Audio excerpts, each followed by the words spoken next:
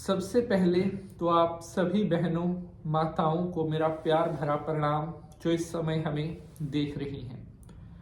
इस वीडियो को देखने का फैसला आपने इसलिए लिया है क्योंकि आपका बच्चा बहुत ज़्यादा ज़िद्दी हो गया है।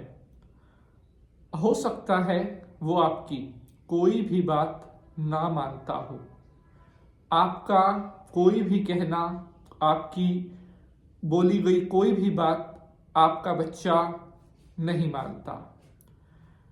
हमारे पास पिछले बहुत दिनों से हमारी बहुत सी बहनों के प्रश्न आ रहे थे कि पंडित जी, हम अपने बच्चे से बहुत परेशान हो गए हैं। दिन प्रतिदिन उसकी आदतें, उसका व्यवहार लगातार बिगड़ रहा है।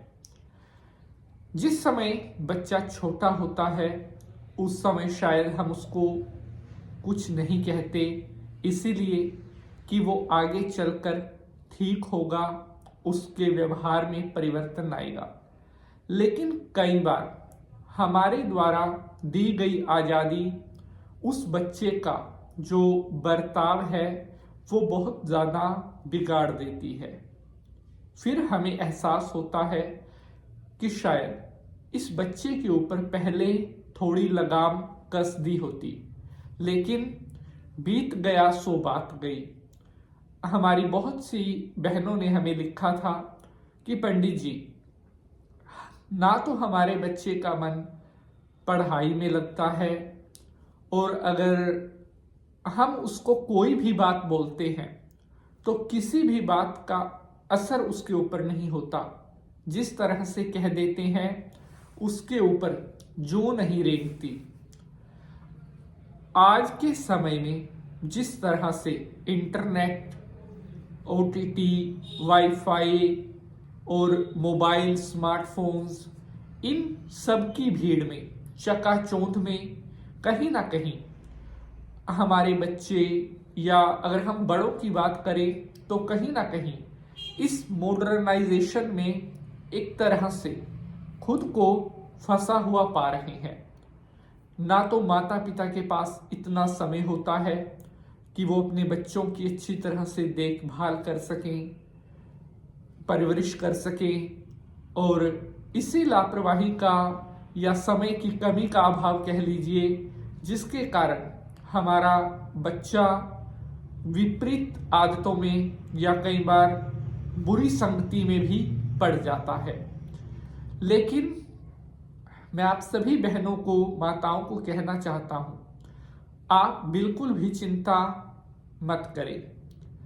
आज मैं आपको दो ऐसे प्रयोग बताने वाला हूं जिन्हें अगर आप करते हैं या अपने बच्चे से करवाते हैं तो आपके बच्चे की जिद हमेशा के लिए दूर होगी और आप देखना कुछ दिनों में ही उस बच्चे का जो स्वभाव है वह भी बदलना शुरू हो जाएगा।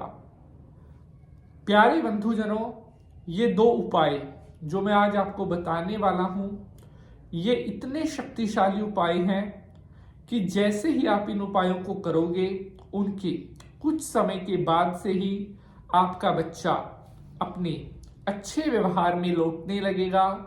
आपके द्वारा जो भी बात बोली जाएगी उसके ऊपर भी गौर करना शुरू कर देगा और धीरे धीरे करके संतान की तरफ से जो चिंता परेशानी आपको लग रही है वो भी परेशानी आपकी दूर होने लगेगी। शंकर भगवान को प्रणाम करते हुए प्रारंभ करते एपिसोड को। ओम नमः शिवाय, हर हर महादेव। नमस्कार, मैं पंडित नीतीश शास्त्री आज के एपिसोड पर आप सभी का हार्दिक स्वागत करता हूं। आप सब हंसते रहें, मुस्कुराते रहें और भगवान की कृपा हमेशा आपके ऊपर बनी रहे। प्यारे बंधुजनों, मेरी माताएं, बहनें, बेटियां, अगर आपका बच्चा बहुत ज़्यादा एरोगेंट हो गया है या आपका बच्चा कई बार बहुत ज़्यादा आपको परेशान करता है, आपकी कही हुई किसी भी बात का कोई असर नहीं कर रहा है, तो अब परेशान नहीं होना है। यह दोनों उपाय अगर आप अपने बच्चों से खुद करेंगे, करवाएंगे, तो आपका बच्चा अपनी जिद को छोड़ देगा और उसका स्वभाव मीठा होने लगेगा। पहला उपाय, मंगलवार के दिन आपने एक पीपल के पेड़ के पास जाना है। अपने बच्चे को भी साथ लेकर जाएं और वहां से बच्चे को बोलना है कि एक पीपल के पेड़ का पत्ता उठा ले। अगर नहीं उठाता तो आप भी कर सकते हैं उपाय। मंगलवार को पीपल के पेड़ के नीचे से पत्ता तोड़ना नहीं है, इस बात का ध्यान रखना है। टूटा हुआ पत्ता उठा ले, उस पत्ते को लेकर घर आए और गंगा जल में उस पत्ते को आपने धो लेना है।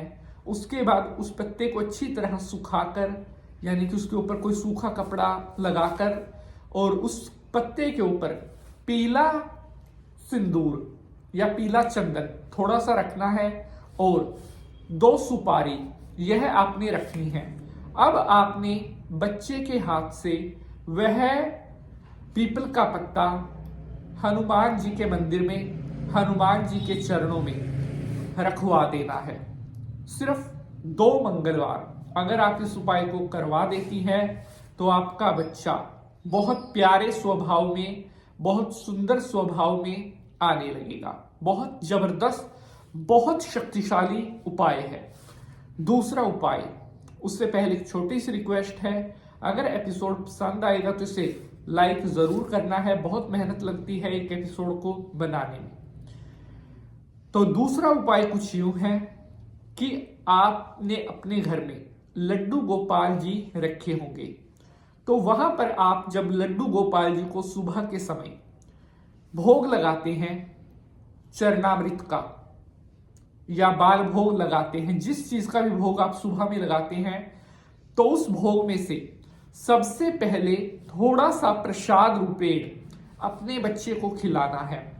प्रतिदिन 11 दिन तक कान्हा जी को लगवाए हुए भोग का कुछ अंश सबसे पहले अपने बच्चे को खिलाना है जो जिद्दी है। 11 दिन तक अगर ये उपाय आप कर लेते हैं तो आपके बच्चे का जो स्वभाव है वो सुंदर होने लगेगा और कुछ समय में ही आपकी जो संतान पक्ष की तरफ से चिंताएं हैं वह भी धीरे धीरे करके समाप्त होने लगेंगी। आशा करते हैं आपको आज का एपिसोड अच्छा लगेगा।